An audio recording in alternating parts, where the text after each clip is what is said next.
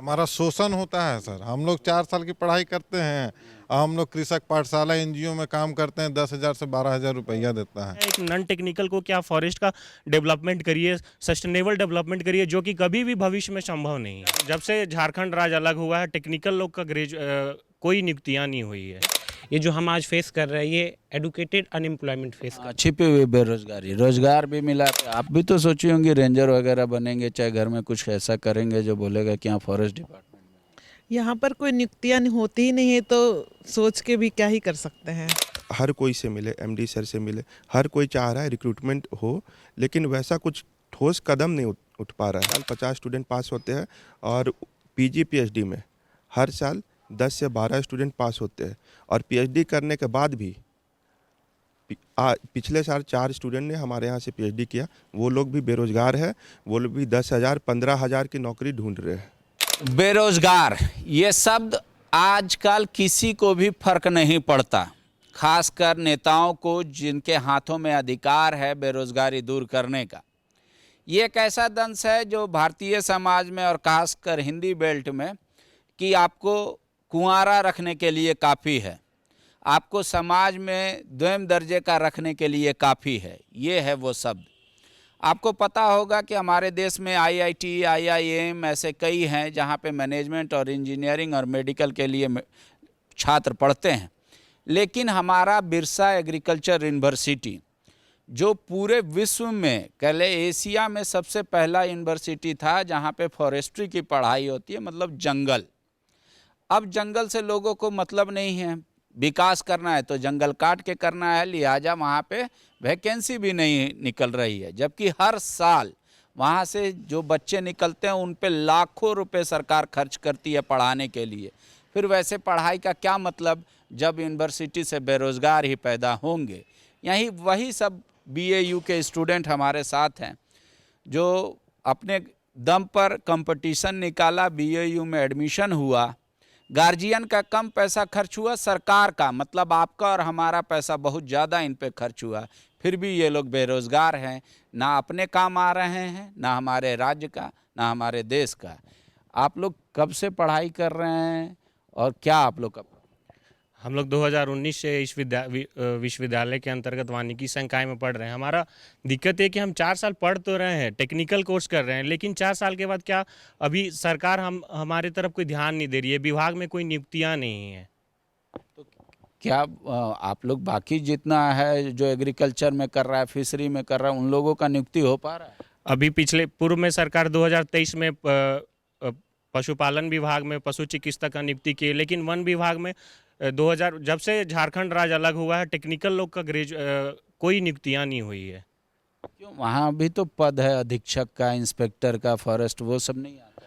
वहाँ पे कोई भी टेक्निकल लोग नहीं है। विभाग में जितने भी काम कर रहे हैं सारे नॉन टेक्निकल लोग काम कर रहे हैं। अगर हम नॉन टेक्निकल से काम करवाएंगे तो हम जैसे ही झारखंड का नाम लेते हैं कि हमारे दिमाग में आता है जंगल। झारखंड का मतलब जंगल बहुल्य राज्य, लेकिन हम अगर उसको दे देंगे एक नॉन टेक्निकल के हाथ में तो फिर हमारा सस्टेनेबल डेवलपमेंट नहीं हो सकता जंगल का। हम कभी भी उसके बारे में सोच नहीं सकते। अगर हम एफएसआई का रिपोर्ट देखें तो हम देख रहे हैं कि साल दर साल फॉरेस्ट कवर घटते जा रहा है, फॉरेस्ट एरिया घटते जा रहा है। तो क्यों हो रहा है? क्योंकि हमने दे दिया है एक नॉन टेक्निकल को क्या फॉरेस्ट का डेवलपमेंट करिए, सस्टेनेबल डेवलपमेंट करिए, जो कि कभी भी भविष्य में संभव नहीं है।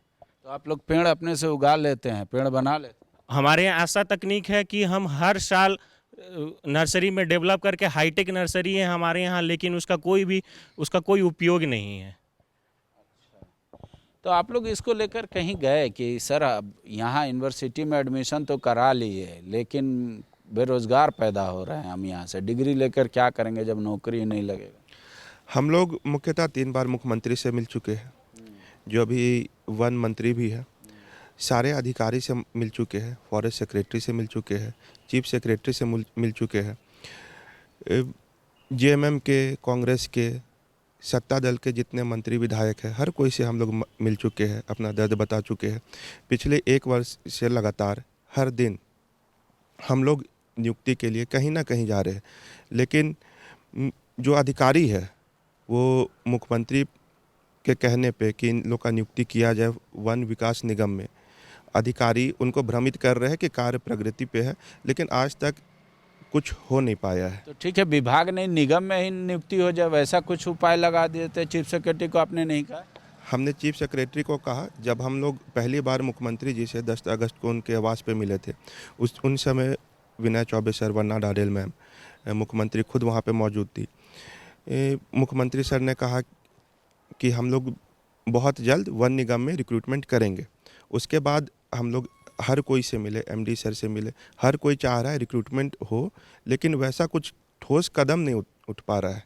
तो लेकिन बिहार के टाइम में तो जो बच्चा यहाँ से पढ़ के आता था उसका खाली फिजिकल टेस्ट होता था, इंटरव्यू और ज्वाइनिंग लेटर मिलता था, तो वो क्या सिस्टम पूरी तरीके से डेमोलिश हो गया? लास्ट कब वैसा हुआ? लास्ट रिक्रूटमेंट 1993 में हुई थी। उसके बाद से आज तक कोई रिक्रूटमेंट नहीं है। अभी वन निगम में बहुत से पद खाली है। और कितना बच्चा इस बीच पास हुआ 98 से? 2017 से पहले एक बैच में 25 स्टूडेंट पास होते थे। 2017 के बाद वहाँ नियुक्ति नहीं है, फिर भी सीट बढ़ा दिया गया है, 50 सीट कर दिया। हर साल 50 स्टूडेंट पास होते हैं और पीजी पीएचडी में हर साल 10 से 12 स्टूडेंट पास होते हैं। और पीएचडी करने के बाद भी पिछले साल 4 स्टूडेंट ने हमारे यहाँ से पीएचडी किया। वो लोग भी बेरोजगार है, वो लोग भी 10,000 15,000 की नौकरी ढूंढ रहे हैं। तो वो तो एनजीओ में, कोई प्राइवेट सेक्टर में भी है आप लोगों का नौकरी? प्राइवेट सेक्टर में हमारा एनजीओ है और कृषक पाठशाला सब है।